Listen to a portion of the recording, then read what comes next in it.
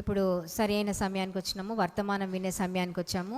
మన cell phones of చేసి మరి నిశ్శబ్దంగా కూర్చోవడానికి సమయం దయచేయండి. సిస్టర్ మేరీ ప్రకాష్ గారిని మరి ప్రేమపూర్వకంగా వర్తమానాన్ని అందించడానికి ఆహ్వానిస్తున్నాం. Thank you.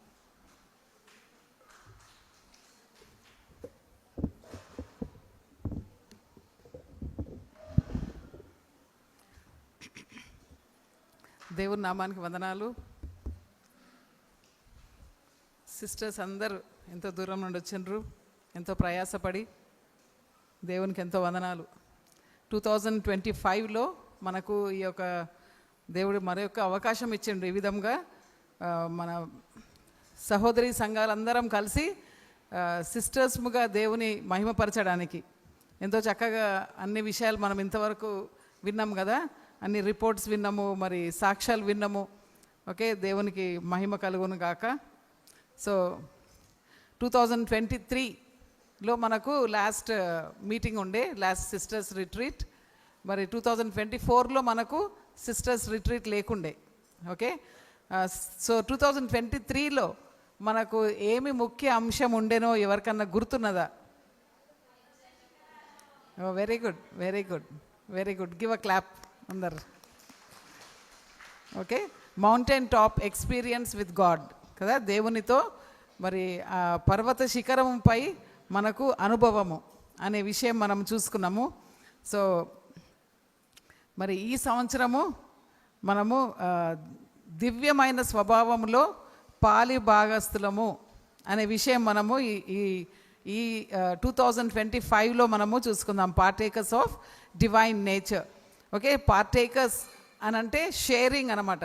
అంటే పాలి భాగస్థులు అంటే మనము అంటే షేర్ చేయడం అనమాట, sharing. So okay, divine nature అంటే డివైన్ అంటే దివ్యమైన స్వభావం, అంటే దేవుని స్వభావములో మనము కలిసి మనము పాలి భాగస్థులముగా ఉండడం అనమాట. ఓకే, కాబట్టి అది ఆ విషయము మామూలు విషయం కాదు. నేను అనుకుంటేనే అసలు నాకు భయం అవుతుంది. అమ్మ దేవా, నీ స్వభావములో మాకు పాలు పంపులను దయచేసినావు. అసలు అది అర్థం చేసుకోనిక కూడా మనకు చాలా విచిత్రమైన విషయం అనమాట. దేవుని స్వభావంలో మనకు పాలు పంపులు దేవుడు దయచేసిండు. దేవునికి ఎంతో వందనాలు నిజంగా. మరి మట్టి వారం కదా మనము మన ఈ ఊపిరి పోగానే మట్టిలో కలిసిపోతాం మనం కదా, కంపు కొట్టేటోళ్ళం కదా. ఎంత భయంకరం అంటే మన పరిస్థితి అసలు మనం వివరించుకుంటే అసలు మన గురించి మనము చాలా ఘోరం అనమాట. మన అంటే శరీర సంబంధం అనే కాదు, కానీ మనము మానసికంగా మన యొక్క ఆత్మీయమైన పరిస్థితి, మన యొక్క భావోద్రేకాలు ఇవన్నీ మనం ఆలోచించుకుంటే మనం ఎంత గలీజోళ్ళము, అంటే చెడ్డోళ్ళము, మనం ఎంత అసహ్యం అంటే అంత భయంకరమైన విషయం కదా. సో మనము ఇప్పుడు స్కిట్ చూసినాం కదా, సమరయ స్త్రీ అని. ఓకే, ఆమె యొక్క జీవితం, పాత జీవితం ఏ విధంగా ఉండే అది చూస్తే మనకు ఎంతో అసహ్యం అనిపిస్తుంటుంది కదా. కానీ మరి దేవుడు ఆమెను ఏ విధంగా మార్చిండు, మనలను కూడా ఏ విధంగా మరి శరీర సంబంధంగా ఆత్మీయంగా ఎంతో భయంకరమైన మనుషులం మనం. కానీ దేవుడు మనలను ప్రేమించిండు. ఎంతగా ప్రేమించిండు అంటే ఆయన యొక్క వైభవం అంతా వదిలేసి, ఆయన యొక్క మహిమ అంతా వదిలేసి ఈ యొక్క పాపపు లోకానికి దేవుడు రావడం అంటే చాలా అది మనము మన యొక్క అండర్స్టాండింగ్కు, మన యొక్క మైండ్కు అది వి కెనాట్ అండర్స్టాండ్, మనకు గ్రహించలేమన్నమాట. అసలు ఆ యొక్క దేవుడు మానవుడిగా కావడం అంటే విచిత్రమైన విషయం అనమాట. అది దేవదూతలే ఏంటి అసలు అని వాళ్ళు ఆశ్చర్యపోయినరంట. దేవుడు కిందికి రావడం ఏంటి, అసలు మనిషి కావడం ఏంటిది అని వాళ్ళకి చాలా ఆశ్చర్యమైందంట. కాబట్టి ఆ యొక్క దేవుని స్వభావంలో మనము పాలు పంపులము కలిగి ఉండడానికి మరి మనము కొంతమంది స్త్రీల గురించి మనము ఈరోజు చూద్దాము. చాలామంది స్త్రీలు ఉంటారు కాబట్టి మన యొక్క గమనిక చాలా అవసరము. అందరు కూడా గమనించుకొని మరి ఒకవేళ మీకు పెన్స్, పెన్సిల్స్, బుక్స్ ఏమైనా ఉంటే గినా, పేపర్స్, మీరు ఏమైనా నోట్స్ తీసుకుంటే కూడా తీసుకోవచ్చు. ఎవరికైతే తెలుగు ఎక్కువగా అంటే ఫాలో కాలేరో వాళ్ళ కొరకని ఒక చిన్న పీపీటీ తయారు చేస్తాం అనమాట.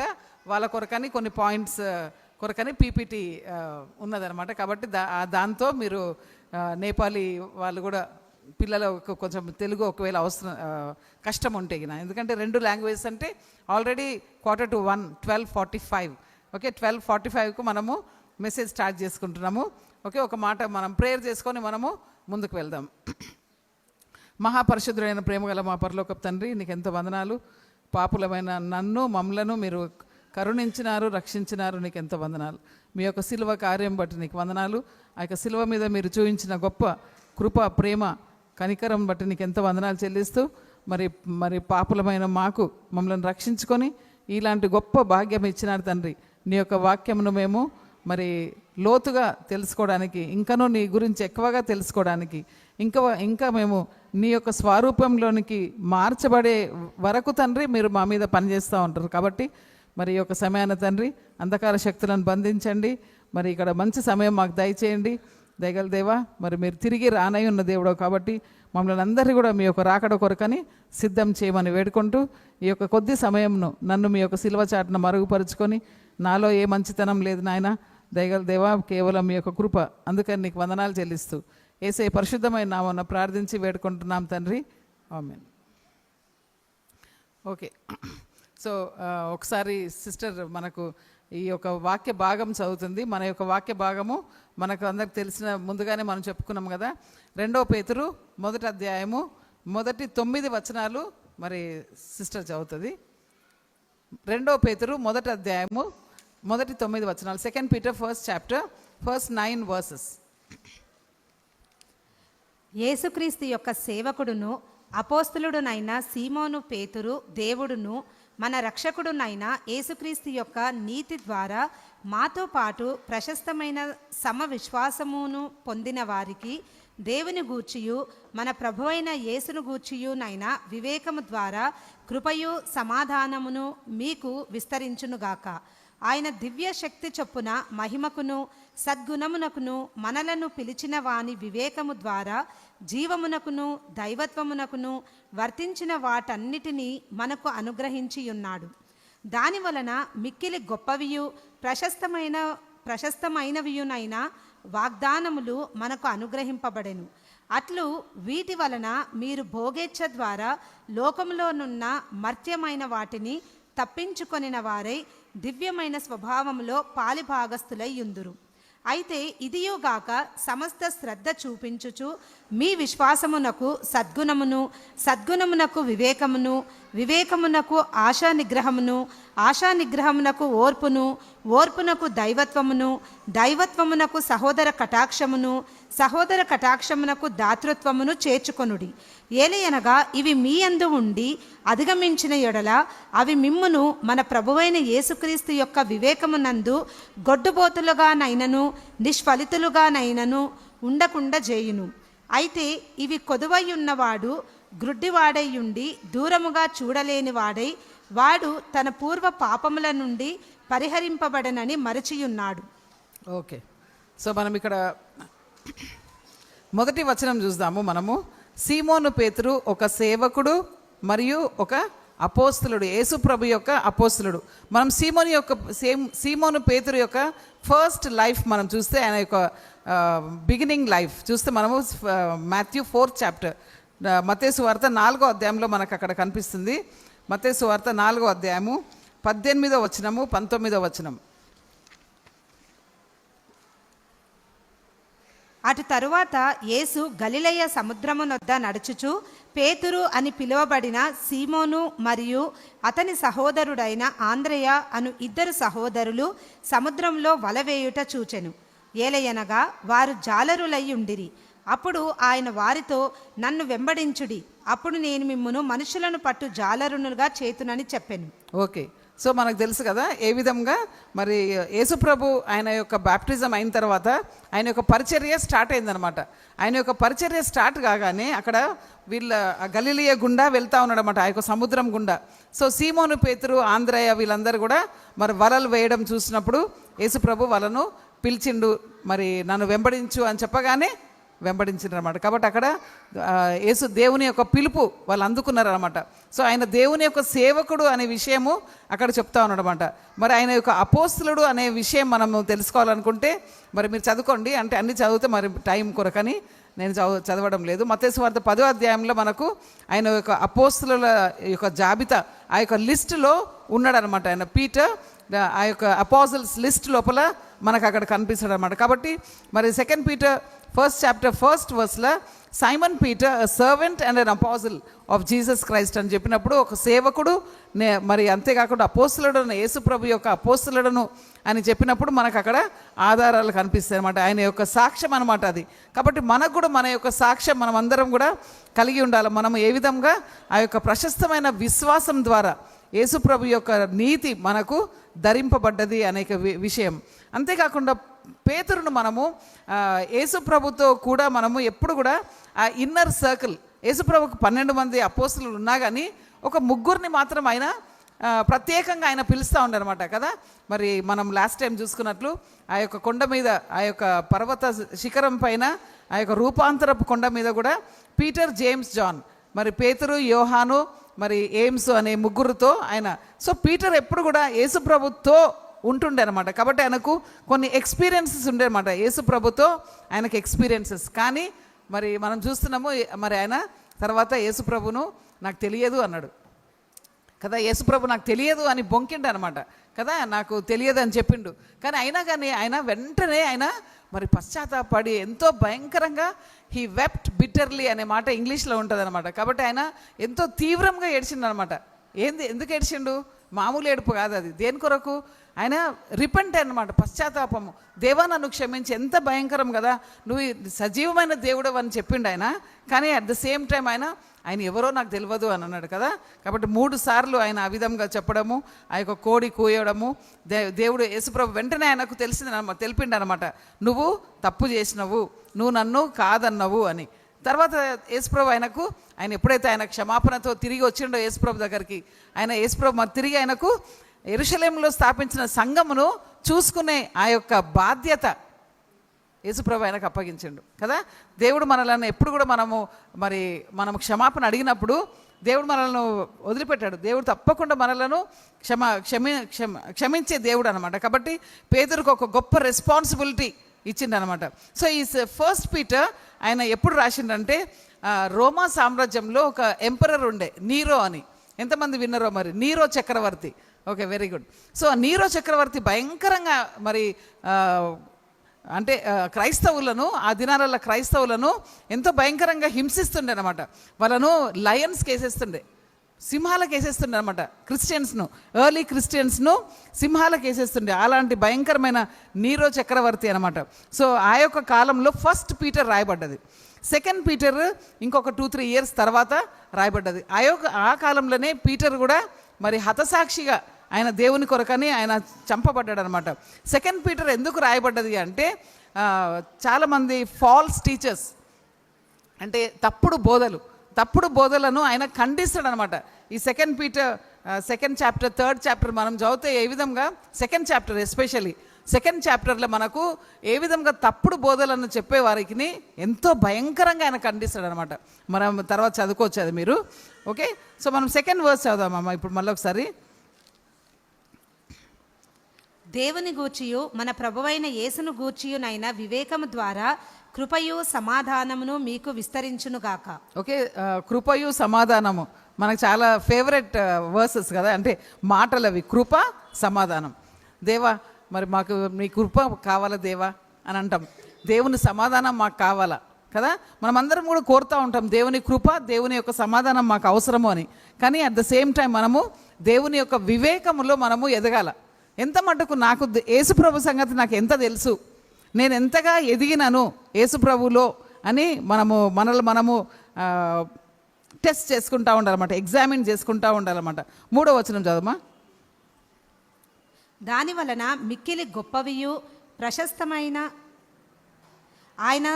ఆయన దివ్య శక్తి చొప్పున మహిమకును సద్గుణమునకును మనలను పిలిచిన వాని వివేకము ద్వారా జీవమునకును దైవత్వమునకును వర్తించిన వాటన్నిటినీ మనకు అనుగ్రహించి ఉన్నాడు. ఓకే, దేవుడు మనకు జీవమునకు తర్వాత దైవత్వమునకు మనకు ఎన్నో విషయాలు అనుగ్రహించిండు కదా. జీవమునకు మనం బ్రతికి ఉన్నాం కదా, మనకి ఏమేమి ఇచ్చిండు దేవుడు కదా. మంచి గాలి ఇచ్చిండు, మంచి అంటే ఫుడ్, షెల్టర్, క్లోదింగ్ ఇవన్నీ కూడా మనకు అవసరమైన ఇచ్చిండు అనమాట.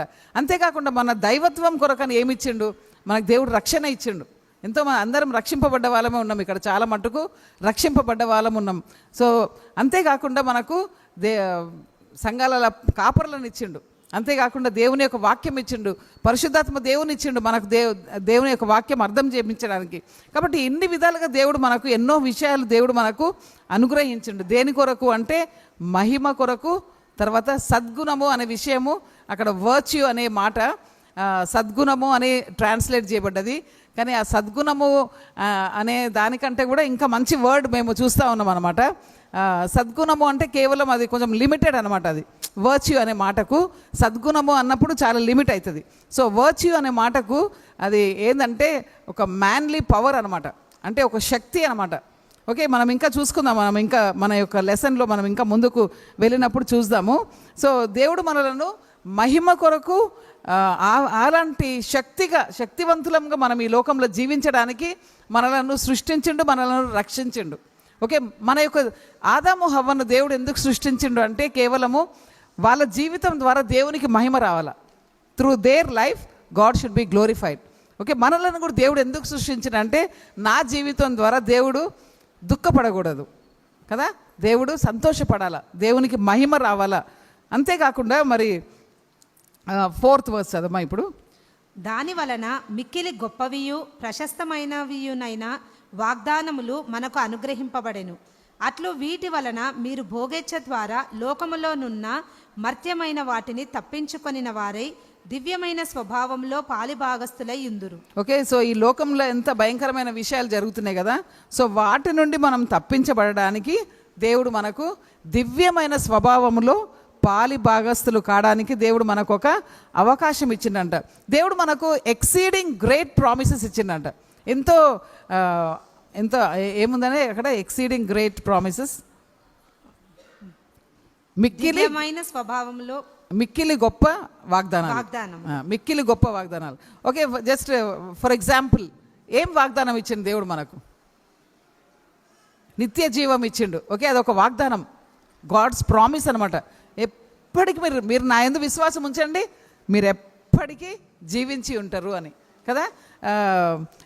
యోహాను సువార్త 14వ అధ్యాయం మొదటి 2 వచనాలు 3 వచనాలు అదొక వాగ్దానం. మీకు నేను పైకి వెళ్తున్నాను, మరి నా తండ్రి ఇంట అనేక భవనములు గలవు కదా, నేను వచ్చి మళ్ళీ మిమ్మల్ని తీసుకొని పోతా. అది ఎంత గొప్ప వాగ్దానం కదా. అంతేకాకుండా 1 యోహాను 3వ అధ్యాయము 2వ వచనంలో కూడా మరి అదొకసారి చదువుతాము. 1 యోహాను 3వ అధ్యాయము 2వ వచనం. 1 John 3rd chapter. ప్రియులారా, ఇప్పుడు మనము దేవుని కుమారులమై ఉన్నాము, మరియు మనమేమై ఉందుమో ఇంకనూ ప్రత్యక్షపరచబడలేదు. అయితే ఆయన ప్రత్యక్షమైనప్పుడు ఆయన ఉన్నట్లుగానే మనం ఆయనను చూతుము గనుక మనము ఆయనను పోలి ఉందుమని మనం ఎరుగుదుము. చూడండి, ఇదంతా ఎంత గొప్ప వాగ్దానం చూడండి. మనం పరలోకానికి వెళ్ళిన తర్వాత యేసు ప్రభు వలె మనం అయిపోతామంట. బాబా కదా, మనము భయంకరమైన మనుషులము, అలాంటి వారము, మనం యేసు ప్రభు లాగా అయిపోతాం అనే విషయం ఇక్కడ మరి మనకు ఒక వాగ్దానంగా చెప్పబడుతున్నది అనమాట. కాబట్టి మనం ఇప్పుడు 4th verse చూసుకుందాం. ఇప్పుడు చదువు 4వ వచనం. దాని వలన మిక్కిలి గొప్పవియు 5th verse 5th. అయితే ఇదియుగాక సమస్త శ్రద్ధ చూపించుచు మీ విశ్వాసమునకు సద్గుణమును. ఓకే, అక్కడ ఆగుదాం మనము. ఓకే, ఇవన్నీ మనకు ఇప్పుడు ఇక్కడ ఒక లిస్ట్ ఉన్నది కదా, మీకు అక్కడ కనిపిస్తుంటుంది కదా ఒక లిస్ట్. ఆ లిస్ట్ ఫెయిత్, వర్చ్యూ, ఇవన్నీ కూడా లిస్ట్ ఉంది కదా. ఆ లిస్ట్ ఏంటంటే మన యొక్క క్వాలిటీస్, మన యొక్క జీవితంలో మనము క్యారెక్టర్ డెవలపింగ్ అనమాట. క్యారెక్టర్, గర్ల్స్ లేడీస్ అనగానే కూడా మన క్యారెక్టర్ చాలా ఇంపార్టెంట్ కదా. సో మన క్యారెక్టర్ డెవలప్మెంట్ అనమాట. ఓకే, సో ఫెయిత్, విశ్వాసం అంటే ఏంది మనకు తెలుసు కదా అందరికీ. విశ్వాసం అంటే హీబ్రూస్ 11:1 కదా, మరి నిరీక్షింపబడు వాటి యొక్క. ఓకే, సో మనకు అది అంటే మనం చూడనివి ఉన్నవి అని చెప్పడానికి అది ఒక రుజువు అనమాట విశ్వాసము అని అంటే. ఓకే, మరి మనమందరం కూడా యేసుప్రభు యొక్క మరణము, భూస్థాపన, పునరుత్థానం నందు మనము విశ్వాసం ఉంచినాం. కాబట్టి మనమందరం కూడా దేవుని యొక్క పిల్లలమైనం అనమాట. కాబట్టి మనం విశ్వాసం ద్వారా దేవుని యొక్క పిల్లలమైనం. కాబట్టి ఒక 2 minutes మనము ఇక్కడ చూసుకుందాం. ఏ విధంగా మనకందరికీ ఫిజికల్ చెకప్స్ ఉంటాయి కదా, ఫిజికల్ చెకప్స్. సో మనం కూడా స్పిరిచువల్ చెకప్ చేసుకుందాం ఒకసారి. 2 Corinthians 13 chapter 5th verse చదువుకొని మనము ఒక 2 minutes 2 Corinthians 2 Corinthians 13వ అధ్యాయం 5వ వచనం.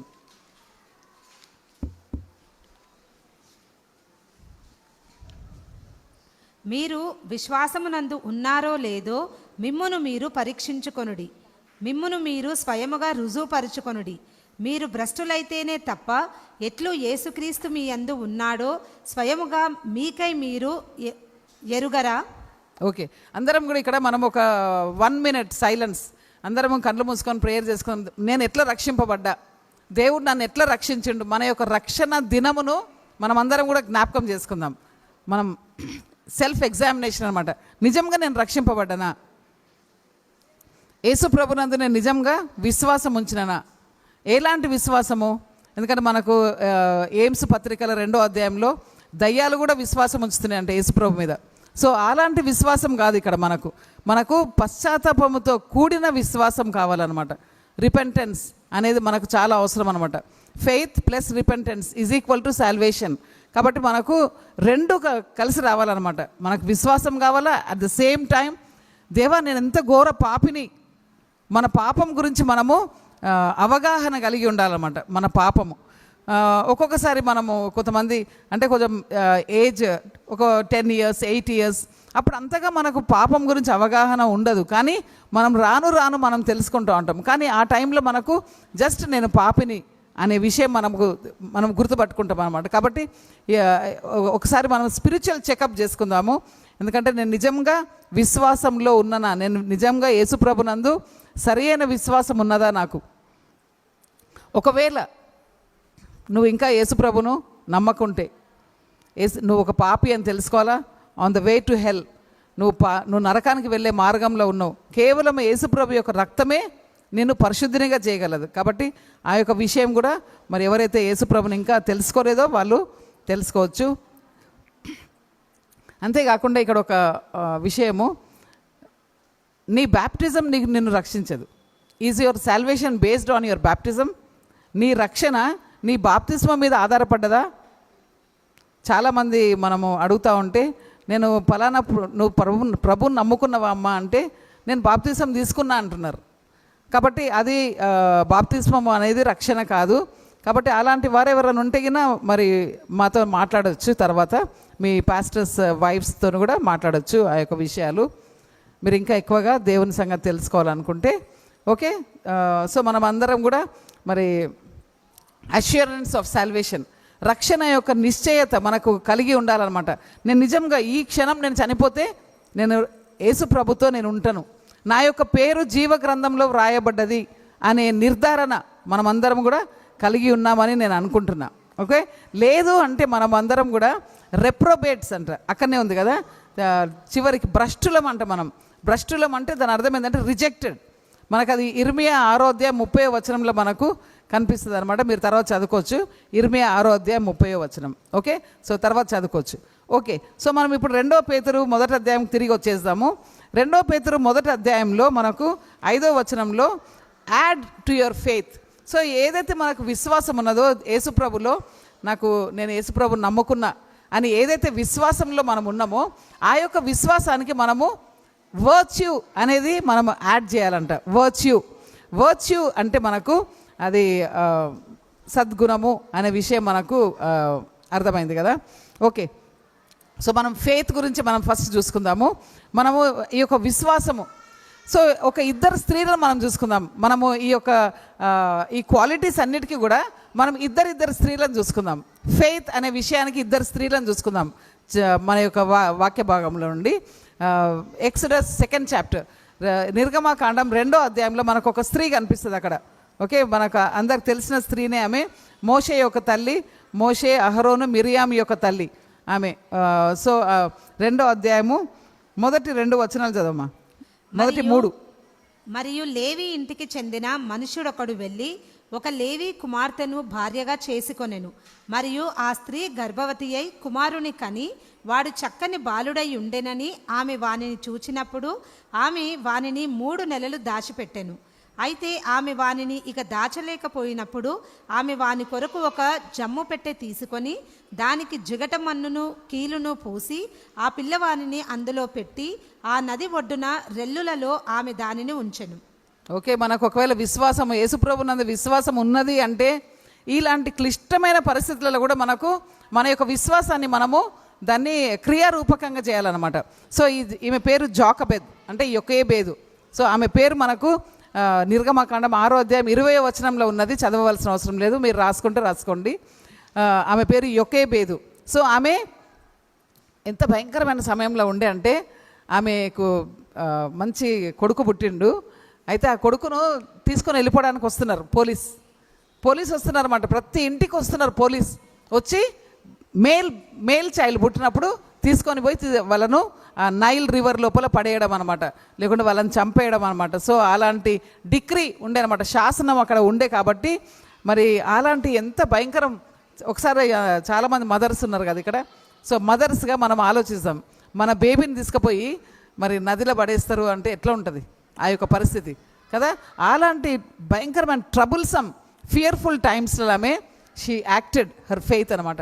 ఆమె విశ్వాసం ద్వారా ఆమె క్రియ చేసింది అనమాట. ఏం చేసింది? ఆ యొక్క జమ్ము పెట్టె చేసి, అంటే ఎంతో ఆమెకు క్రియేటివ్ మైండ్ అనమాట, చాలా క్రియేటివ్ మైండ్. స్త్రీలు అంటే చాలా క్రియేటివ్ మైండ్స్ ఉంటాయి కదా, లేడీస్కు చాలా ఉంటాయి అనమాట క్రియేటివ్ మైండ్స్. కాబట్టి ఆమె క్రియేటివ్ మైండ్తో చక్కగా ఆమె ఆ జమ్ము పెట్టె చేసి అది తీసుకొని వెళ్ళి అక్కడ వేయడము, ఏ విధంగా మరి మోషే ఏ విధంగా పెద్దవాడేయండు, ఏ విధంగా అవన్నీ కూడా మనకు తెలుసు. కానీ జస్ట్ మనము ఆమె యొక్క విశ్వాసము ఏ విధంగా ఆమె ఎంతగా ప్రార్థన చేసుకుని ఉంటుంది కదా. ఆ పోలీసు వాళ్ళు వచ్చినప్పుడు ప్రేయర్ చేసుకుని ఉంటుంది. ఆ బేబీని ఏ విధంగా దాచిపెట్టింది, ఆ 3 months బేబీని ఎంతో కష్టంగా దాచిపెట్టింది. అయిన తర్వాత ఆమె ఒక యాక్షన్ చేసింది అనమాట. ఆమె ఒక ఫెయిత్కు యాక్షన్ చేసి అక్కడ వదిలేసి మరి ఆమె పెద్ద బిడ్డను అక్కడ పెట్టి ఎంతో విశ్వాసంతో ఇవన్నీ కూడా ఈచ్ అండ్ ఎవ్రీ స్టెప్ ఆమె విశ్వాసంతో చేసింది అని మనము చూసుకోవచ్చు అన్నమాట. కాబట్టి యొకేబేదులో ఉండే విశ్వాసము మరి మనలో కూడా ఉండాల. మరి న్యూ టెస్టిమెంట్ నుండి ఇంకొక స్త్రీని చూసుకుందాం, ఆమెలో ఉండే విశ్వాసము. అపోస్తుల కార్యం 16వ అధ్యాయం, అపోస్తుల కార్యం 16వ అధ్యాయము 14-15 వచనాలు చదవమ్మా. లుదియా అనే స్త్రీ సంగతి చూసుకుందాం. అప్పుడు తుయతైరా పట్టణంలో ఊదా రంగు బట్టలు అమ్మెడి లూదియా అను పేరు గల ఒకానొక స్త్రీ దేవుని ఆరాధించినదై మమ్మును ఆలకించెను. ఆమె పౌలు వలన పలుకబడిన వాటిని లక్ష్యపెట్టునట్లు ప్రభువు ఆమె హృదయమును తెరచెను. అప్పుడు ఆమెయు ఆమె ఇంటివారును బాప్తిస్మము పొందిన తరువాత ఆమె, నేను ప్రభువునకు నమ్మకమైన దాననని మీరు నన్ను ఎంచుకొనిన యెడల నా ఇంటికి వచ్చి అక్కడ ఉండుడని మమ్మును వేడుకొని ఆమె మమ్మును బలవంతము చేసెను. ఓకే, సో ఆమె దేవుని యొక్క వాక్యమును విన్నది, ఆమె దానికి గమనిక ఇచ్చిందంట. She attended unto the things which were spoken of Paul. అంటే ఆమె ఆ యొక్క పౌలు మాట్లాడిన విషయాలను ఆమె విన్నది, దాన్ని గ్రహించింది, దాని విషయము ఆమె ఒక యాక్షన్ చేసింది అనమాట. ఆమె విశ్వాసం ఉంచి ఆమె బాప్తిసం ద్వారా అక్కడ ఒక సంఘం ఏర్పాటు చేయబడ్డది. అక్కడ పౌలు కొన్ని రోజుల నుండి వాళ్ళకు ఆ యొక్క విషయాలు నేర్పించడము మనం అక్కడ చూస్తున్నాం. కాబట్టి జోకబెద్ తర్వాత లిడియా, వీరిద్దరిని కూడా మనము బైబిల్లో ఇంకెంతోమంది ఉన్నారు, కానీ మనము కొంతమందిని మనం చూసుకుంటున్నాము. వాళ్ళలో ఉండే విశ్వాసంను ఏ విధంగా వాళ్ళు మరి ఫలభరితంగా వాళ్ళు చేసిండ్రు అనమాట.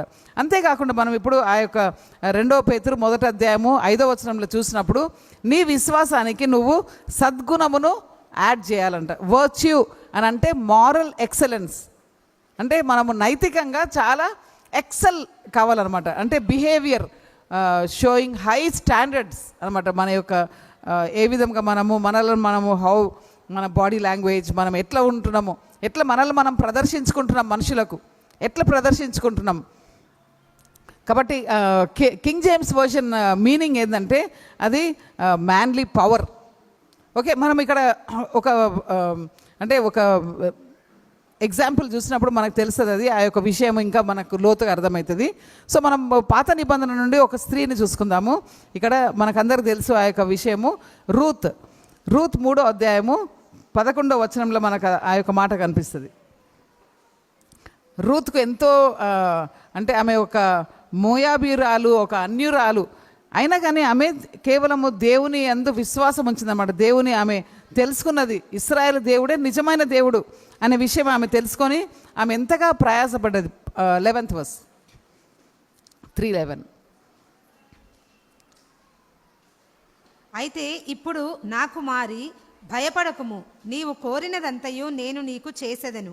ఏలయనగా నీవు గుణవతి అయిన స్త్రీవని నా ప్రజలకు చెందిన పట్టణమంతయు ఎరుగును. ఓకే, పట్టణం అంతా తెలుసంట ఈమె గుణవతి అయిన స్త్రీ అని. మరి మన గురించి తెలుసా? మన ఇరుగు పొరుగు వారికి మన ఏమని తెలుసు మన గురించి అని? గుణవతి అయిన స్త్రీ అని తెలుసా, లేకుంటే ఇంకా వేరే విధంగా తెలుసా? కాబట్టి ఎగ్జామిన్ అనమాట మన యొక్క the way we are presenting our selves, మనలో మనము ప్రదర్శించుకునే విషయాలు కూడా వేరేలకు ఏ విధంగా ఉన్నది అనేది కూడా మనకి ఇక్కడ స్త్రీలంగా మనం ఒక నోటీస్ తీసుకోవాలన్నమాట, నోట్ తీసుకోవాలన్నమాట. కాబట్టి ఆమె ఒక వర్చువస్ ఉమెన్, ఆమె గుణవతి అయిన స్త్రీ అని అందరికీ తెలుసు అంట. ఓకే, చాలా అది ఆ యొక్క ప్యాసేజ్ ఎవరు చెప్తున్నారు? ఈ యొక్క మాటలు బోయస్ చెప్తున్నాడు. కాబట్టి బోయస్ దగ్గరికి ఏ విధంగా ఆమె వెళ్ళింది? నయోమి చెప్పింది కదా, ఎవ్వరు లేనప్పుడు ఆ యొక్క రాత్రి. అసలు అది ఎంత విపరీతమైన విషయం కదా, ఒక స్త్రీ పురుషుని దగ్గరికి వెళ్ళడము. ఆ యొక్క ఆమె దేని కొరకు వెళ్ళింది? ఆమె యొక్క రైట్, ఆమె యొక్క రైట్ కొరకు, ఆమె యొక్క హక్కు. ఏం హక్కు? నాకు ఒక రిడీమర్ కావాలా, నన్ను ఒక విమోచించేవాడు కావాలా. మరి ఎవరున్నారు? కిన్స్మెన్ రిడీమింగ్ అనమాట. అంటే నెక్స్ట్ బంధువు ఎవరున్నారు అంటే బోయస్ అనమాట. కాబట్టి ఆమె ఒక పద్ధతి ప్రకారంగా వెళ్ళిందనమాట. ఒక పద్ధతి ఉన్నది అని ఆమె యొక్క అత్త ఆమెకు నేర్పించింది. ఒక పద్ధతి ఉన్నది. మరి నువ్వు విధవరాలు కాబట్టి నువ్వు మళ్ళీ తిరిగి వివాహం చేసుకోవాలంటే ఒక పద్ధతి ఉన్నది అని ఆమెకు ఒక పద్ధతి నేర్పించింది. అప్పుడు ఆమె ఆ యొక్క పద్ధతి ప్రకారంగా ఆమె వెళ్ళింది. ఆ యొక్క బోయస్ కూడా ఆమెను నువ్వు ఒక గుణవతి అయిన స్త్రీ అని అందరికి తెలుసు అని ఆయన ఆమె గురించి ఆయన సాక్ష్యం ఇచ్చిండు. కాబట్టి మన యొక్క సాక్ష్యం ఏ విధంగా కూడా మనల్ని మనం పరీక్షించుకోవాలి. నెక్స్ట్ స్త్రీ, మరి పాత నిబంధన నుండి ఒక స్త్రీ, క్రొత్త నిబంధన నుండి ఒక స్త్రీ.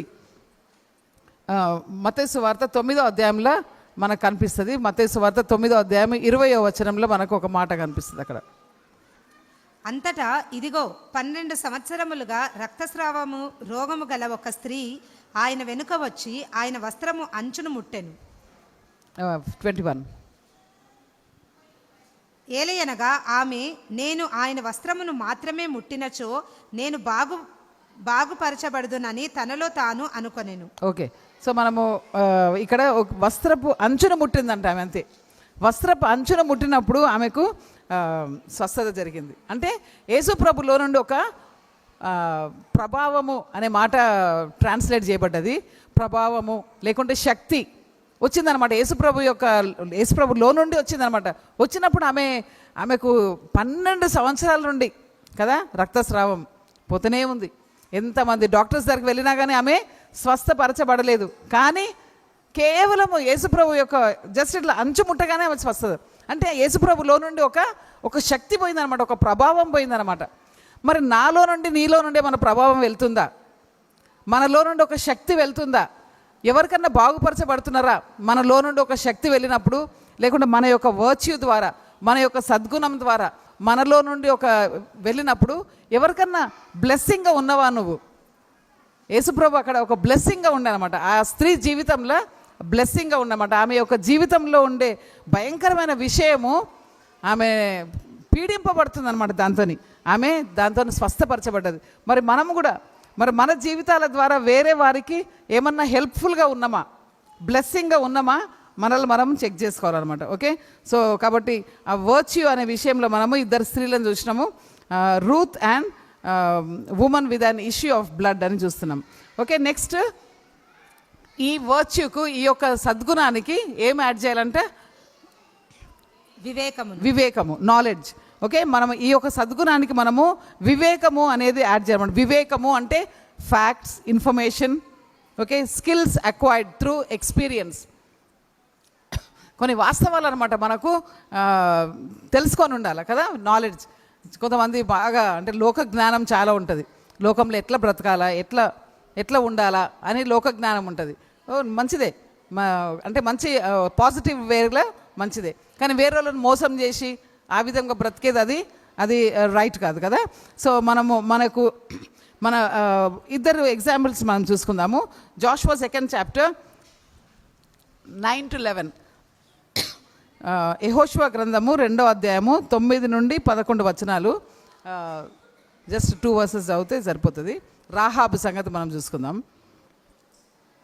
ఆమె ఆ మనుష్యులతో, ప్రభువు ఈ దేశమును మీకిచ్చియున్నాడనియు మిమ్మును గూర్చిన భీతి మా మీద పడియున్నదనియు మిమ్మును బట్టి ఈ దేశ నివాసులందరూ సొమ్మసిల్లుదురనియు నేనెరుగుదును. ఏలయనగా మీరు ఐగుప్తులో నుండి బయటకు వచ్చినప్పుడు ప్రభు మీ కొరకు ఎర్ర సముద్రపు నీళ్లను ఎట్లు ఆరిపోజేసెనో, మరియు మీరు యోర్దాను అవతల ఉండినా, అనగా మీరు బొత్తిగా నాశనము చేసిన అమోరీయుల 2 రాజులైన సీహోను మరియు ఓగునకు ఏమి చేసితురో మేము వినియున్నాము. ఓకే, సో ఈమెకు ఒక నాలెడ్జ్ ఉండనమాట. ఏం knowledge? About God of haven, పరలోకమందున్న దేవుని యొక్క నాలెడ్జ్ ఉండనమాట. అంటే ఇశ్రాయేల్ యొక్క దేవుని యొక్క విషయాలు ఆమె తెలుసుకున్నదనమాట. ఇశ్రాయేల్ ఏ విధంగా వాళ్ళు ఎర్ర సముద్రాన్ని దాటేసిండ్రు, వాళ్ళు ఎరిగో గోడలను కూలగొట్టేసి అబ్బాబ్బాబ్బాబ్బా కూలగొట్టడానికి వస్తున్నారు, ఇంకా మేము మమ్మల్ని ఇక నెక్స్ట్ అని ఆమెకు తెలిసిపోయింది అనమాట. ఆమెకు నాలెడ్జ్ ఉండనమాట. సో ఆ నాలెడ్జ్ ఆమెకు సహాయపడ్డది, ఆమె రక్షణకు చాలా సహాయపడ్డది అనమాట ఆ యొక్క. కాబట్టి మరి నాకు నీకు ఆ పరలోకం ఉందన్న దేవుని యొక్క వివేకం ఎంత ఉంది మనకు, దేవుని గురించి ఎంతగా తెలుసు, ఎంతగా తెలుసు. ఓకే, దేవుని గురించి మనకు ఎట్లా తెలుస్తుంది అంటే, మరి మనం ఎప్పుడు కూడా దివారాత్రములు, మనకు సాయంత్రం పూట ఉన్నది కదా దివారాత్రములు, సామ్ 1:3 కదా మన యొక్క రివైవల్ మీటింగ్స్ యొక్క. సో దివారాత్రములు దీని ధ్యానించాలంట. ఓకే, మనకు ధ్యానించడానికి టైం లేదు ఈ రోజులలో కదా, కాబట్టి చాలా సాడ్ డేస్లలో ఉన్నాం మనము. ఓకే, సో కాబట్టి ఈ రాహాబుకు, ఆమెకు భయంకరమైన స్త్రీ రాహాబు కూడా కదా, ఆమె గురించి ఏమని అడ్రస్ చేయబడ్డది? ఆమె ఒక వేశ్య. ఓకే, అలాంటి స్త్రీకి ఆమెకి ఏముండే? నాలెడ్జ్ ఉండే about the God of haven, దేవుని గురించి ఆమెకు తెలుసు అనమాట. ఆ తెలిసిన విషయంతో ఆమె ఒక యాక్షన్ చేసింది. ఏం చేసింది? ఆ యొక్క వేగుల వారిని ఆమె దాచిపెట్టింది. అంతేకాకుండా మరి ఎంతో ఆమెకు కూడా చాలా ట్రబుల్ టైం అనమాట. ఏంది? పోలీసు వాళ్ళు ఇంటింటికి వచ్చి మరి ఇక్కడ ఎవరైనా ఉన్నారా అని మెయిన్ వాళ్ళ ఇంటికి వస్తున్నారు అనమాట. ఎందుకంటే వాళ్ళు ఆ యొక్క స్థలం ఎట్లా అంటే, ఎటువంటి స్థలం అంటే అందరు వచ్చే స్థలం అనమాట ఆ రాహాబు ఉండే ప్లేస్. ఓకే, ఒక ఇన్ అనే మాట ఉన్నది. ఓకే, కాబట్టి అందరు వచ్చే స్థలం. కాబట్టి వాళ్ళని ఎట్లా గుర్తుపట్టింటారు? స్పైస్ అని. అంటే వాళ్ళు ఇశ్రాయేల్ ప్రజలను ఎట్లా గుర్తుపట్టింటారు? Very good. ఓకే, వాళ్ళ యొక్క వస్త్రాలు కదా, వాళ్ళ యొక్క వస్త్రాలు వేరేగా ఉంటాయి కదా యూదుల యొక్క వస్త్రాలు. కాబట్టి అమ్మో వీళ్ళు ఎవరో వచ్చిండ్రు, ఈ ఇశ్రాయేల్ వచ్చిండ్రు మా దగ్గరికి అంటే మెల్లగా తెలుసుకోవడానికి వచ్చిండ్రు అని వాళ్ళకు తెలిసిపోయింది. కాబట్టి ఆ టైంలో ఇశ్రాయేల్లోకి ఏ విధంగా రాహాబు హెల్ప్ చేసింది అనే విషయం. కాబట్టి ఆమెకు దేవుని గురించి నాలెడ్జ్ ఉండే అనే విషయం మనము చూస్తున్నాం అనమాట. అంతేకాకుండా నెక్స్ట్ న్యూ టెస్టమెంట్ నుండి మేరీ ఆఫ్ బేతనీలో ఉండే మరియ, మనకు అది లూకాసు వార్త 10వ అధ్యాయము 39వ వచనంలో మనము చూడొచ్చు అనమాట. లూకాసు వార్త 10వ అధ్యాయము 39వ వచనం. బేతనీలో ఉండే మరియ. మరియు ఆమెకు మరియా అని పిలువబడిన ఒక సహోదరి ఉండెను. ఆమె కూడా యేసు పాదముల యొద్ద కూర్చుండి ఆయన వాక్యమును వినుచుండెను. ఓకే, సో ఆమె ఏం చేస్తుందంట? యేసు పాదముల దగ్గర కూర్చొని వాక్యం వింటుండే అంట. సో యేసుప్రభు నోటుతోనే అన్నాడు కదా, 1 thing is needful that Mary had chosen. ఒక్కటి చాలా అవసరము, అది మరియా అది ఎన్నుకున్నది అనే విషయం అన్నాడు కదా. కాబట్టి మనం కూడా అది ఎన్నుకోవాలా. ఏం ఎన్నుకోవాలా? నేను దేవుని గురించి ఇంకా ఎక్కువ తెలుసుకోవాలా. ఎవ్రీ మీటింగ్కి మనం వస్తే, మీ చర్చ్ డోర్స్ ఎప్పుడు ఓపెన్ ఉంటే అప్పుడు మీరు చర్చ్లో ఉంటే మీకు దేవుని గురించి ఇంకా ఎక్కువగా తెలుసుకుంటారు అనమాట.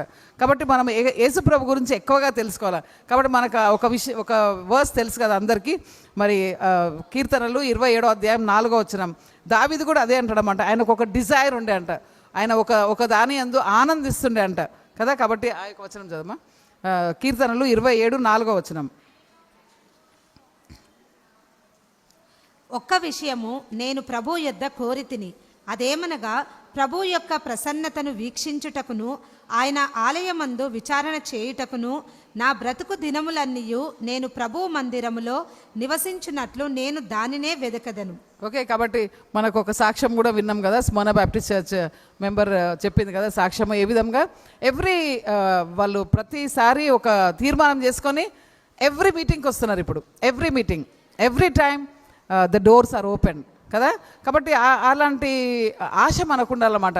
మనం దేవుని గురించి ఇంకెక్కువ తెలుసుకోవాలా. కాబట్టి యేసుప్రభు పాదముల దగ్గర మరియ కూర్చొని దేవుని గురించి మరి ఎక్కువగా తెలుసుకున్నదనమాట. ఇంకొకటి కూడా మీరు ఓల్డ్ టెస్ట్మెంట్ నుండి ఇంకొక ఎగ్జాంపుల్ కూడా తీసుకోవచ్చు, మీరు తర్వాత మీరు చదువుకోవచ్చు. Queen of Sheba, okay, Sheba దేశపు రాణి, ఆమె కూడా సొలొమోను గురించి ఇంకెక్కువ తెలుసుకోవడానికి వచ్చింది కదా.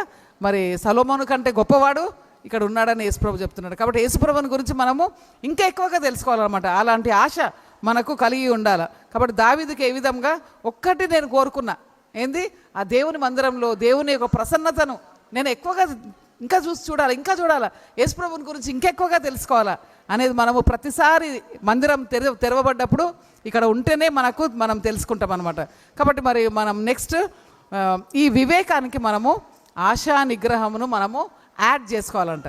యాడ్ మన యొక్క ఫెయిత్కు ఇవన్నీ వస్తున్నాయి అనమాట. యేసుప్రభు నందు నేను విశ్వాసం ఉన్నది అని అంటే ఇవన్నీ మనకు ఉండాలన్నమాట. కాబట్టి ఆ యొక్క నాలెడ్జ్ ఏదైతే మనకు యేసుప్రభు యందు మనకు నాలెడ్జ్ ఉందో, మనకు తెలుసుకొని ఉన్నామో, దానికి ఏముండాలి తెలుసా? టెంపరెన్స్. టెంపరెన్స్ అంటే అది ఒక టెక్నికల్ వర్డ్ అంట. బాగా ఒక మెటల్ను అది ఎంతగా అది దానికి ఉంది టెంపర్మెంట్ అని అంటారు అన్నమాట. కాబట్టి టెంపరెన్స్ అంటే అంటారు కదా షార్ట్ టెంపర్ అని, అంటే వెంటనే ఏమైనా కాగానే షార్ట్ టెంపర్ అయిపోతారు కదా.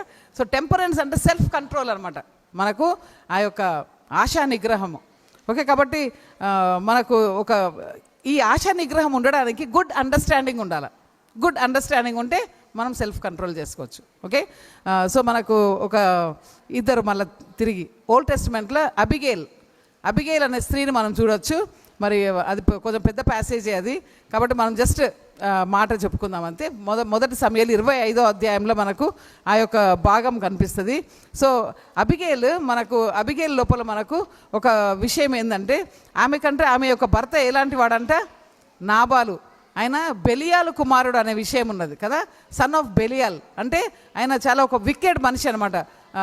బిఎస్ఏ బైబిల్లో మొరటువాడు అని ఉన్నది, కానీ ఆమె యాక్చువల్లీ బెలియాలు కుమారుడు అంటే ఆయన చాలా అంటే దుష్టుడు అనే మాట కూడా మనం చెప్పొచ్చు అనమాట. కాబట్టి అలాంటి వాడు మరి దావీదుకు సహాయం చేయడానికి ఆయన వెనుకకు పోయిండు. కాబట్టి దావీదు ఏం చేసిండు, నెక్స్ట్ వార్, ఈ నాబాల్ యొక్క ఇంటి వారందరినీ కూడా నేను చంపేస్తా అని ఆయన ఒక తీర్మానం చేసుకున్నమాట. తీర్మానం చేసుకొని వస్తుంటే అబిగేల్ ఏం చేసింది, Abigail had a good understanding అనే మాట మనకు అక్కడ కనిపిస్తుంది అనమాట. ఒకవేళ మీకు దొరికితగిన ఆ మాట చదువు, ఒకవేళ వర్స్ దొరికితగిన, నేను అది రాసుకోలేదు. ఓకే, ఏ వర్స్? సౌలు ఇశ్రాయేలు వారందరి నుండి 3,000 మంది పురుషులను ఏర్పరచబడిన తోడుకొని అడవి మేకలుండు బండల మీద దావీదును అతని మనుషులను. థర్డ్ వర్స్ చదువుతున్నా, థర్డ్ వర్స్ చదువు, 25:3 చదువు. అయితే ఆ మనుష్యుని పేరు నాబాలు, మరియు అతని భార్య పేరు అబీగైలు, మరియు ఆమె మంచి గ్రహింపు గల స్త్రీ అయి అందమైన రూపసి అయి ఉండెను. కానీ ఆ మనుష్యుడు కఠినమైన వాడై తన చర్యలలో దుర్మార్గుడై ఉండెను. అయితే అతడు కాలేబు ఇంటికి చెందిన వాడు. ఆమె వుమన్ ఆఫ్ గుడ్ అండర్స్టాండింగ్ అనే మాట ఉన్నది కదా, ఎంత చక్కని మాటలు కదా అవి. సో ఆమె ఏం చేసిందంటే, మరి దావీదు యుద్ధానికి వచ్చినప్పుడు ఆమె షీ హేస్టెడ్ అనే మాట ఉందన్నమాట. ఆ హేస్టెడ్ అనే మాట మనకు ఒక 3 times కనిపిస్తుంది. ఆమె త్వరపడ్డదంట. కొన్ని పర్యాయాలు మనము త్వరగా యాక్షన్ చేసుకోవాలన్నమాట. త్వరగా యాక్షన్ చేయకుంటే మళ్ళీ అక్కడ చాలా ప్రమాదం జరుగుతుంది. కాబట్టి ఇక్కడ ఆమె త్వరగా యాక్షన్ చేసింది కాబట్టి అక్కడ ఆమె బ్లడ్ షెడ్ కాకుండా చూసింది కదా. అక్కడ భయంకరమైన బ్లడ్ షెడ్ అవుతుండే అనమాట. డేవిడ్ బ్లడ్ షెడ్ చేరికి వస్తుంటే ఆమె వెళ్ళి, అంతేకాకుండా ఆమె నాబాలు చేసిన పాపము ఆమె మీదకి తీసుకుందనమాట. ఆమె మీద తీసుకొని ఆమె నన్ను క్షమించు అని అడుగుతున్నది. అసలు ఆమె ఏం కూడా చేయలేదు కదా, కానీ ఆమె నాబాలు చేసిన పాపాన్ని ఆమె తీసుకొని ఆమె క్షమాపణ అడిగి ఆ యొక్క బ్లడ్ షెడ్ను స్టాప్ చేసింది అన్నమాట. కాబట్టి అబిగేల్ ఉండే ఆ యొక్క సెల్ఫ్ కంట్రోల్, ఆ యొక్క గుడ్ అండర్స్టాండింగ్తోనే ఆమె ఆ యొక్క విషయాన్ని జరిగించింది. ఇంకొక స్త్రీని చూద్దాం మనము. మత్తయి సువార్త 15వ అధ్యాయము 21 నుండి 28 వరకు చదివితే చాలా టైం అవుతుంది, కానీ మనము ఆ యొక్క కనానీయురాలైన స్త్రీ అనమాట. మత్తయి సువార్త 15వ అధ్యాయము 21 నుండి 28 వరకు మనం చదవాలి, కానీ మనం చదవలేము, ఎందుకంటే మన సమయము అక్కడ మళ్ళీ బ్రదర్స్ కూడా అయిపోతూ ఉంటుంది. కాబట్టి నేను త్వరగా చేస్తూ ఉన్నా. సో ఏ వర్స్ అంటే 23 చదువుమా. అయితే ఆయన ఆమెకు ఒక్క మాట అయినను ఉత్తరం ఇయ్యలేదు. అప్పుడు ఆయన శిష్యులు వచ్చి ఆమె మన వెంటబడి కేక వేయి 26 చదువుమా. 26. ఆయన ప్రత్యుత్తరం ఇచ్చి పిల్లల రొట్టె తీసుకొని దానిని కుక్కలకు వేయుట తగదని చెప్పెను. ఓకే, సో ఆమెను యేసుప్రభు ఇక్కడ నువ్వు కుక్క, మీరు కుక్కలు అని ఆమెను అడ్రస్ చేసిండు యేసుప్రభు. ఆమెకి ఏమన్నా కోపం వచ్చిందా? మనల్ని ఎవరైనా కుక్క అంటే మనం ఊరుకుంటాం అసలు కదా? ఎంత అప్సెట్ అయిపోతాం కదా, ఎంత అసలు ఎట్లా అంటే అంత కోపం వచ్చేస్తుంది మనకు. అబ్బా ఏంది ఇంత భయంకరంగా. సో ఆమెకి ఏమైనా కోపం వచ్చిందా? అప్సెట్ కాలే ఆమె. She had self control, she had the temperance, ASHA నిగ్రహం ఉండే అనమాట ఆమెకు. కాబట్టి ఆమె ఎంత మాత్రం కూడా అప్సెట్ కాకుండా ఎంత చక్కగా ఆమె కుక్క పిల్లలు కూడా టేబుల్ కింద పడ్డాయి తింటారు కదా, ఎంత అసలు ఆమె తనను తాను ఎంతగా తగ్గించుకుంది కదా. కాబట్టి అక్కడ యేసుప్రభు ఆమెను ఎంత చక్కగా కదా 28వ వచనంలో యేసుప్రభు ఏమంటాడు చూడు. అప్పుడు యేసు ఉత్తరం ఇచ్చి ఆమెతో, ఓ అమ్మా, నీ విశ్వాసము గొప్పది, నీవు కోరినట్లే నీకు జరుగును గాక అని సెలవీయగా అదే గడియ నుండి ఆమె కుమార్తె బాగుపడెను. ఓకే, కాబట్టి ఆమెకు ఆ టెంపరెన్స్ ఉండే కాబట్టి ఆమె ఆ యొక్క మేలు పొందగలిగింది. యేసుప్రభు దగ్గర నుండి ఆ యొక్క మేలు పొందగలిగింది అనమాట. మనం కూడా మన యొక్క జీవితాలలో మనకు వచ్చే పరిస్థితులలో ఇంకా కోపంతో నిగిన మనం యాక్షన్ చేసినాం అనుకో, మనము యేసుప్రభు దగ్గర బ్లెస్సింగ్స్ పొందలేము అనమాట. మనకు కావాల్సినవి మనము పొందలేము. కాబట్టి ఆమెకుండే ఆ యొక్క సెల్ఫ్ కంట్రోల్ని బట్టి మరి ఆమె దేవుని యొక్క బ్లెస్సింగ్ పొందగలిగింది అని మనము చూస్తున్నాం ఇక్కడ. నెక్స్ట్, ఈ యొక్క ఆశా నిగ్రహానికి సహనము లేకుంటే ఓర్పు అనేది యాడ్ చేసుకోవాలంట. సో మనకు మన ఈ యొక్క విశ్వాసానికి ఇన్ని గనం యాడ్ చేసుకోవాలి. అంటే ఏంటంటే ఇవన్నీ కూడా ఫ్రూట్ ఆఫ్ ద స్పిరిట్, అంటే ఆత్మ యొక్క ఫలములు అనమాట ఇవన్నీ. సో సహనము లేకుంటే ఓర్పు అనేది ఈ యొక్క ఆశా నిగ్రహానికి యాడ్ చేసుకోవాలంట. సహనము అంటే the ability to accept delay. ఒక్కొక్కసారి మనకు వెంటనే కావాలా ఆన్సర్స్ అంటాం కదా, ఆ వెంటనే ఆన్సర్ రాదు. అప్పుడు ఏముండాలి మనకు? ఓర్పు అనేది మనకు చాలా అవసరం అన్నమాట. కాబట్టి మనము ఓర్పు కావాలంటే మనకు బైబిల్లో రెబేకా అనే స్త్రీ లోపల మనకు కనిపిస్తుంది అన్నమాట. ఆ రెబేకా జెనసిస్ కదా 24వ అధ్యాయం మనకు ఆ యొక్క చాప్టర్ ఎంత పెద్ద చాప్టర్, 24వ అధ్యాయం, ఆదికాండం 24వ అధ్యాయము చాలా పెద్ద chapter. Over and over again కదా, అవి మళ్ళీ రిపీట్ అవుతూ ఉంటాయి కదా. సో ఇక్కడ మనం చూస్తే ఈ యొక్క 24వ అధ్యాయం చూస్తే అక్కడ ఏం కనిపిస్తుంది అంటే Rebecca she was taking care of our father's sheep. ఆమె యొక్క తండ్రి యొక్క గొర్రెలను చూసుకుంటుండే. తండ్రి గొర్రెలను చూసుకోవాలంటే ఎక్కడికి పోవాలా కదా? ఇంట్లో కూర్చొని చూసుకుంటారా? హాయిగా ఉంటుందా కదా? ఎండలకు పోవాలా, లేకుంటే వర్షము ఉంటుంది, ఎండ ఉంటుంది, చలి ఉంటుంది, అన్నీ ఉంటాయి. కాబట్టి ఆమె యొక్క ఫాదర్ షీప్ను తీసుకొని వెళ్ళింది అనమాట. అంటే దాని అర్థం ఏంటంటే ఆమెకు చాలా ఓర్పు ఉండే అనమాట కదా. ఓర్పు ఉన్నది కాబట్టి ఆమె బయటికి వెళ్ళగలిగింది. ఓకే, అంతేకాకుండా అక్కడ ఒక పరాయి వాడు వచ్చిండు, నీలి అమ్మ అన్నారు కదా. అనగానే ఏం చేసింది? నాకు నా ఒంటెలకు అని అంటే ఎన్ని క్యామెల్స్ పోయినాయి అని ఏంబడి 10 క్యామెల్స్ కదా. సో నేను అంటే సండే స్కూల్ పిల్లలకు చెప్తా ఉంటాం 10 క్యామెల్స్ అంటే ఒక్క camel 10 buckets. For example 10 buckets అంటే 10 క్యామెల్స్ అంటే 10 × 10 100 బకెట్స్ ఆఫ్ వాటర్. మామూలు అది కదా. జస్ట్ మనము దాని గురించి అని ఆలోచిద్దాం. ఓకే, మనకి ఈ రోజులలో అంతా ఇట్లా బటన్ ప్రెస్ చేయగానే వచ్చేస్తున్నాయి కదా, మనకు అది ఎక్స్పీరియన్స్ లేదు. కానీ ఆమె 100 బకెట్స్ ఆఫ్ వాటర్, ఆమె మేబీ ఎక్కువ కూడా ఉండొచ్చు. ఆమె ఎవరో ఏమో ఆయన అంతగా హెల్ప్ చేయవలసిన అవసరం ఉందా అక్కడ? ఆమెకు అంతగా ఓర్పు ఉండే అనమాట. ఆల్రెడీ ఆమె గొర్రెలను చూసుకుంటుంది. ఆమె గొర్రెలను చూసుకుంటే ఇంకా పక్కకు ఈయన వస్తే అన్నిగానం నీళ్ళు పోసింది కదా. కాబట్టి ఆమె లోపల మనకు ఆ యొక్క ఓర్పు అనేది కనిపిస్తుంది. కాబట్టి ఇవి జస్ట్ మనం ఇట్లా చూసుకుంటున్నాం మనం, ఎందుకంటే టైంను బట్టి ఇవి మనం ధ్యానిస్తాం. ఈ యొక్క సిస్టర్స్ గురించి ఏవైతే మనం ఈ క్యారెక్టర్స్ మనం చూస్తున్నామో మీ లేడీస్ మీటింగ్స్లలో మీరు చూసుకోవచ్చు అనమాట. మీ లేడీస్ మీటింగ్స్లలో కూడా మీరు దాన్ని ధ్యానించవచ్చు అనమాట. The whole year you can go through. తర్వాత మనము ఈ న్యూ టెస్టిమెంట్ నుండి మనం ఇంకొక ఆమెను చూసుకుందాము. లూకా 2వ అధ్యాయంలో మనకు ఇంకొక స్త్రీ మనకు కనిపిస్తుంది. మనకి ఇంకొక 3 క్యారెక్టర్స్ ఉన్నాయి. ఆ 3 క్యారెక్టర్స్ మనం చూసుకున్నాక ముగించుకుందాము. లూకా 2వ అధ్యాయం 36 నుండి 38 వరకు మనం చదవడానికి ఎందుకంటే టైం చాలా అవుతా ఉందని నాకు టైం మీదనే ఉన్నది. సో 36 నుండి 38 చదువుతావా? మరియు ఆషేరు గోత్రమునకు చెందిన ఫనుయేలు కుమార్తె అయిన అన్నా అను ఒక ప్రవక్తిని ఉండెను. ఆమె బహువృద్ధురాలై ఉండి ఆమె కన్యత్వము మొదలుకొని 7 సంవత్సరములు ఒక భర్తతో జీవించెను. అయితే ఆమె దాదాపు 4 సంవత్సరముల విధవరాలై ఉండెను. ఆమె ఆలయము నుండి వెడలిపోక రాత్రింబగళ్ళు ఉపవాసములతోనూ ప్రార్థనలతోనూ దేవుని సేవించుచుండెను. ఈమెకు ఒక అంటే యేసు ప్రభును చూడాలా, మెస్సయ్య పుట్టడము చూడాలా. ఇశ్రాయేలు భయంకరమైన పరిస్థితులలో ఉండే 400 సంవత్సరాలు దేవుడు వాళ్ళతో ఏం మాట్లాడలేదు. వాళ్ళ యొక్క తిరుగుబాటు తరం చేయబట్టి 400 years. కాబట్టి ఈ స్త్రీ ఎంతగానో ప్రార్థన చేసుకుంటా, దేవా ఏంటి మా ఇశ్రాయేలు యొక్క దేశం ఏంటి అని చెప్పి ఆమె ఓర్పుతోని కలిగి ఆమె ఆ యొక్క మందిరంలో మరి అంటే డే అండ్ నైట్ అనమాట, డే అండ్ నైట్.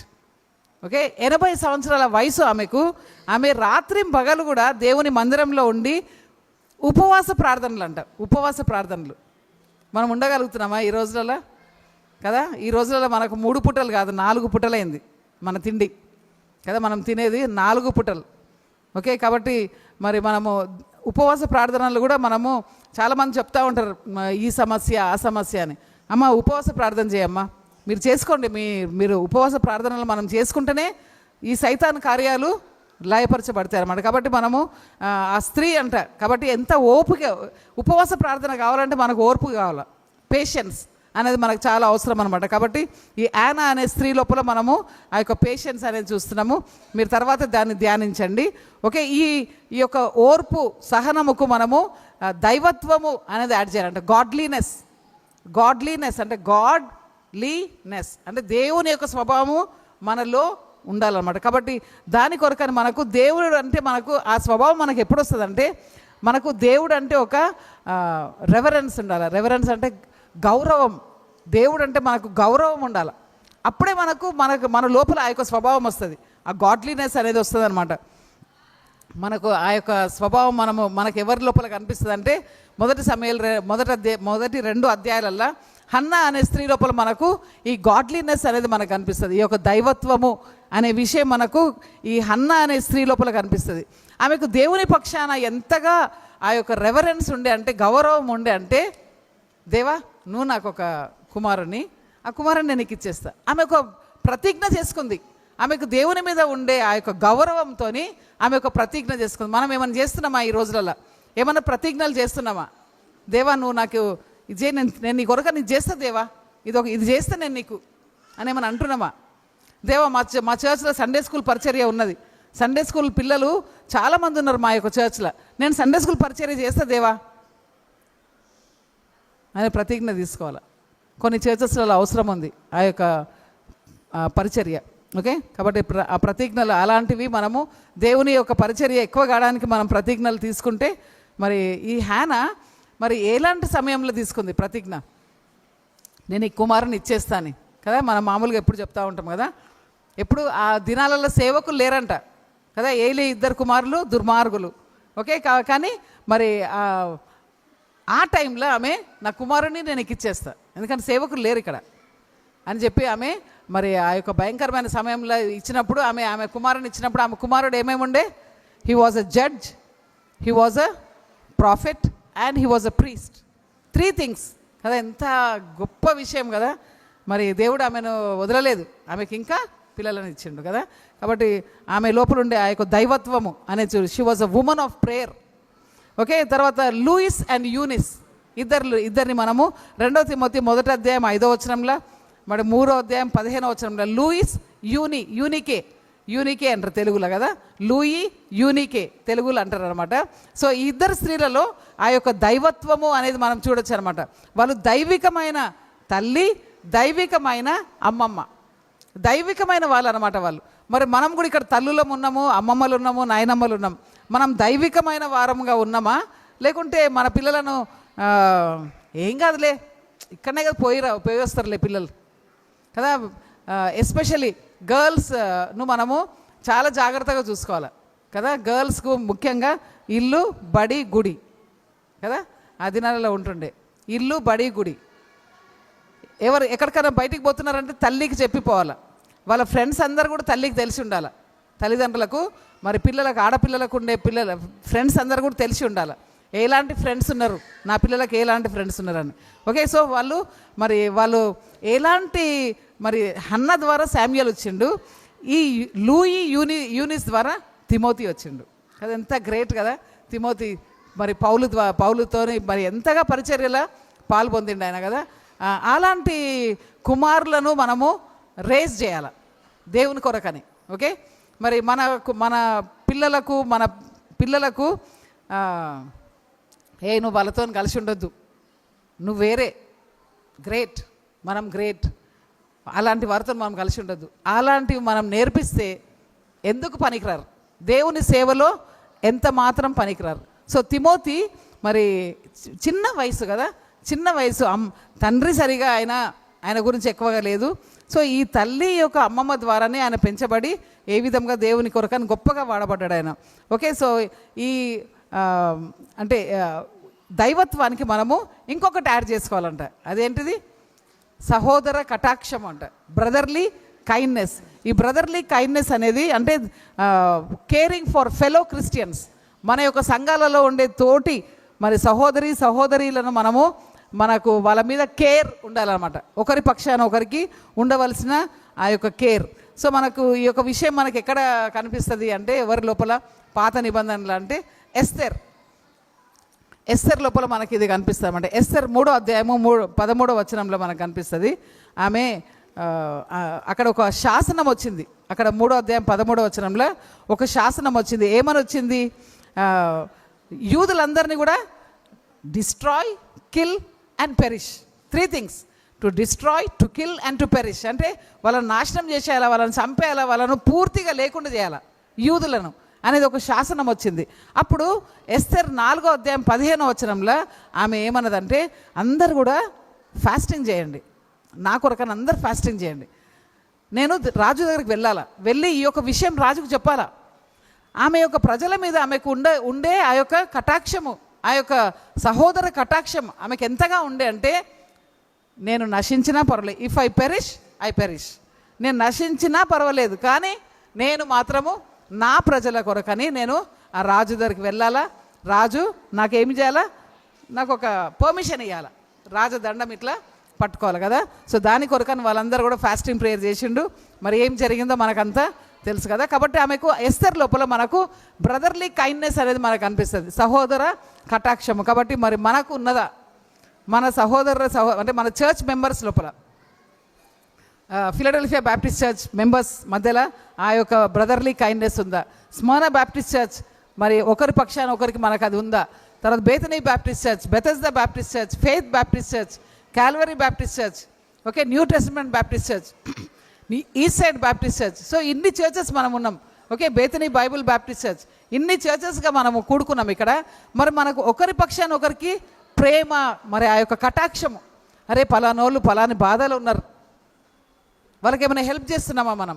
ఓకే, నేను నశిస్తా, కానీ నేను మాత్రము రాజు దగ్గరికి వెళ్తా అని ఆమె వెళ్ళిందనమాట. ఓకే, సో నెక్స్ట్ మనకు న్యూ టెస్టమెంట్లో ఫీబీ అనే సిస్టర్ మనకు అనిపిస్తుంది. అక్కడ ఫీబీ రోమా 16వ అధ్యాయంలో మనకు మొదటి 2 వచనాలలో ఫీబీ అనే సిస్టర్, ఆమె కెంక్రియా అనే పట్టణంలో ఉండే చర్చ్ మెంబర్ అనమాట. కెంక్రియా అనే పట్టణంలో ఉండే చర్చ్ మెంబర్.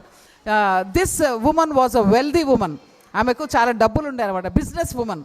ఈ ఫీబీ అనేట ఆమె బిజినెస్ ఉమన్. ఆమె అంటే ప్రయాణాలు చేస్తూ ఉండే అనమాట. సో పౌలు యొక్క లెటర్ తీసుకొని పోయి ఈ యొక్క రోమా యొక్క పట్టణం లోపల వీళ్ళకి ఇవ్వాలన్నమాట ఆ యొక్క లెటర్. కాబట్టి రోమా చర్చ్కు పౌలు రాస్తున్నాడు అనమాట. ఫీబీ అనే సిస్టర్ మీ దగ్గరకు వస్తుంది, దయచేసి ఆమెను ఒక సెయింట్ లాగా చూసుకోండి, సెయింట్. ఓకే, ఎందుకంటే ఆమె ఒక పరిశుద్ధురాలు, ఒక శుద్ధురాలు లెక్క ఆమెను చూసుకోండి. ఎందుకంటే ఆమె ఆ యొక్క చర్చ్ లోపల ఆమె she was like a sister, a servant and a succourer అనే మాట అనమాట. కాబట్టి ఆమె ఒక సహోదరిగా ఉన్నది, ఆమె ఒక సేవకురాలుగా ఉన్నది. అంత ధనవంతురాలైనా కానీ ఒక సేవకురాలుగా ఉందంట. అంతేకాకుండా ఆమె సహాయకురాలన్నమాట, ఇతరులకు సహాయం చేసే స్త్రీగా ఉన్నది ఈ యొక్క ఫీబీ. కాబట్టి ఆమెకు దయచేసి మీరు ఆమెను చూసుకోండి, మంచిగా చూసుకోండి అని చెప్తారనమాట. సో ఈ యొక్క సహోదర కటాక్షంకు మనము లాస్ట్ది చారిటీ అంటే దాతృత్వము, ప్రేమ కాదు, ప్రేమ అంటే మామూలు ప్రేమ, ఇచ్చిపుచ్చుకునే ప్రేమలు. కానీ దాతృత్వం అంటే లవ్ ఇన్ యాక్షన్. ఓకే, ఎక్కడైనా మనము అంటే చాలా అవసరతలు ఉన్న వారికి మనము సహాయం చేయడం అనమాట. కాబట్టి దీనికి మనము జస్ట్ రెఫరెన్స్ చూసుకుందాము, మనకు అందరికి తెలిసిన విషయాలే. పాత నిబంధనలో 2 రాజులు 4వ అధ్యాయము 8 నుండి 10 వచనాల్లో మనకు అక్కడ ఒక గనురాలు అనే స్త్రీ కనిపిస్తుంది. గనురాలు. ఓకే, ఈ గనురాలుకు ఆమె కూడా చాలా వెల్దీ ఉమెన్. సో ఆమె అక్కడ ఎలీషా అనే దైవజనుడు వెళ్తా ఉంటే మా ఇంటికి రా అని ఆయన రమ్మన్నదంట. అరే ఈయన ప్రతిసారి వస్తున్నాడు కదా, మరి ఈయనకు అవసరత ఉన్నది. ఆ అవసరత చూసి ఆయనకు ఒక రూమ్లో చక్కగా ఒక బెడ్, ఒక స్టూలు, తర్వాత ఒక ల్యాంప్, ఇవన్నీ కూడా ఆయనకు ప్రొవైడ్ చేసింది అనమాట. ఓకే, మనకు అవసరతలు ఉండే వారికి మనము ప్రొవైడ్ చేయాలి, మనం ఇవ్వాలా. ఓకే, చారిటీ అంటే మనం ఇవ్వాలా, లవ్ ఇన్ యాక్షన్. ఓకే, కాబట్టి దాని గురించి ఇంకా మీరు ఎక్కువ చదువుకోవచ్చు. ఓకే, ఇంకా మనకు టైం అయిపోతున్నది. నెక్స్ట్ న్యూ టెస్టిమెంట్లో డార్కస్, అపోస్తల కార్యం 9వ అధ్యాయంలో 36 నుండి 41 వచనాలు మనం చదువుకుంటే ఆమె చారిటీ అనే విషయం చేసిందన్నమాట. ఆమె యొక్క ప్రేమను యాక్షన్ లోపల చూపించింది అక్కడ.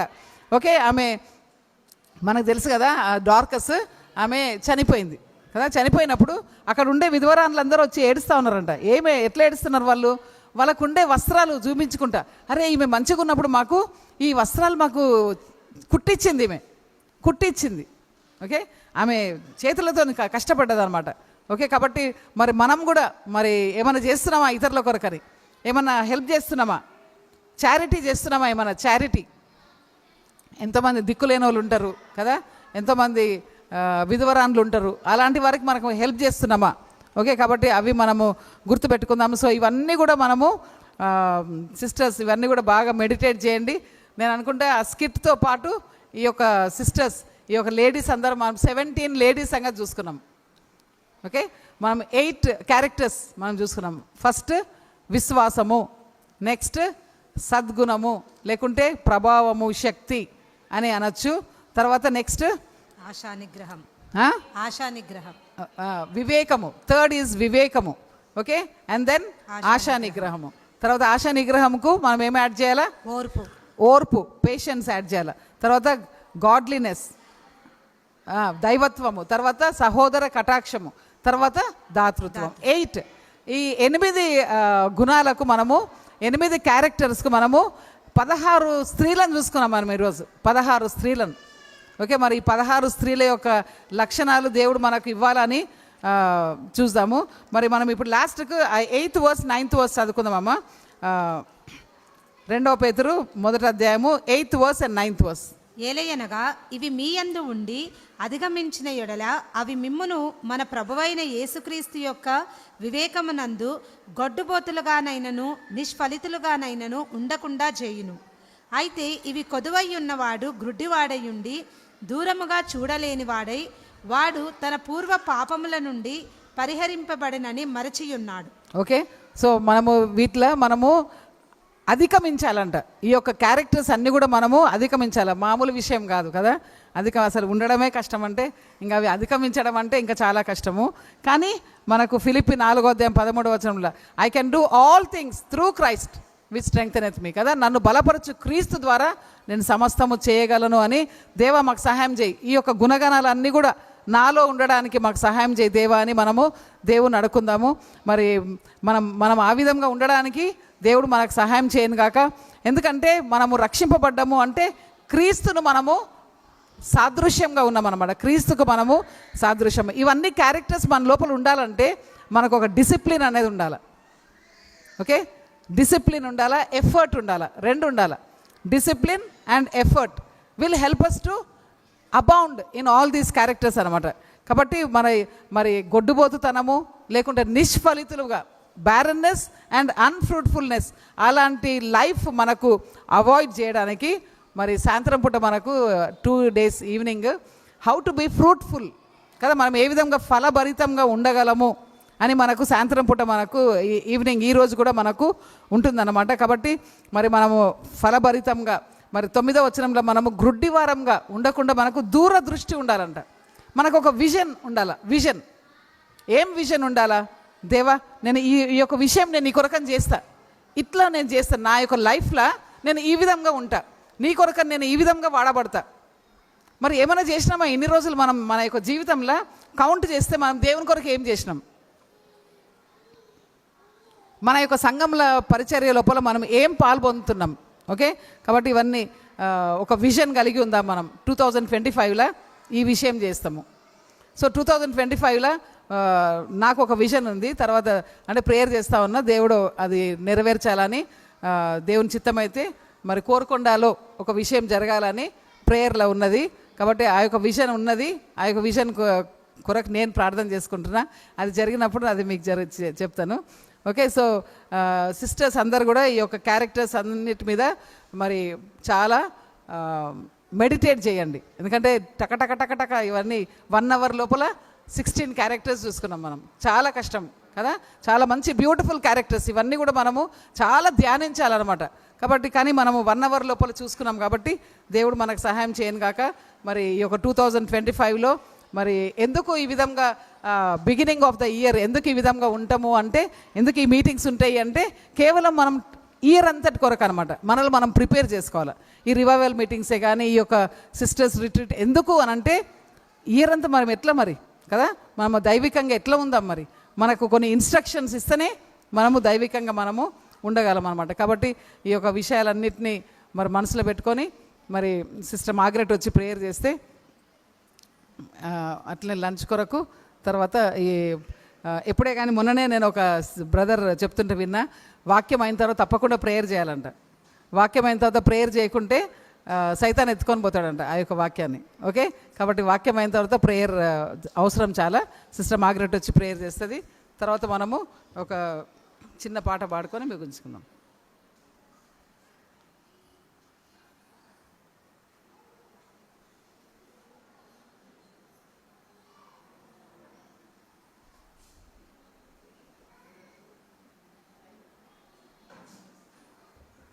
ప్రార్థన చేసుకున్నాం.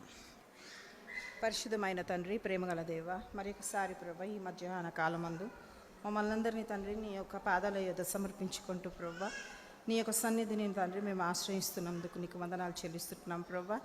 మరి తండ్రి సిస్టర్స్గా తండ్రి మరి మేమందరం కూడా మిమ్మల్ని ఆరాధించుటకు మాకు ఇచ్చినావు ప్రభ. మరి ఎంతో గొప్ప భాగ్యాన్ని మాకు ఇచ్చినావు. ఎంతోమంది తండ్రి మరి ఈ యొక్క దినాన్ని చూడలేక గతించుంటున్నారు. కానీ మామూలను తండ్రి మంచి ఆరోగ్యముతో మంచి ఆయుష్ ఇచ్చి ప్రభా నీ సన్నిధిలో తండ్రి నీ యొక్క మాటలను వినుటకు తండ్రి మమ్మల్ని నడిపించినారు. మరి చెప్పబడినటువంటి మరి మేరకు బట్టి కూడా ప్రార్థిస్తున్నాను తండ్రి. చెప్పబడిన వాక్యాన్ని తండ్రి ఆశీర్వదించండి ప్రభా. మరి నీరు కట్టి ఫలింపజేయండి.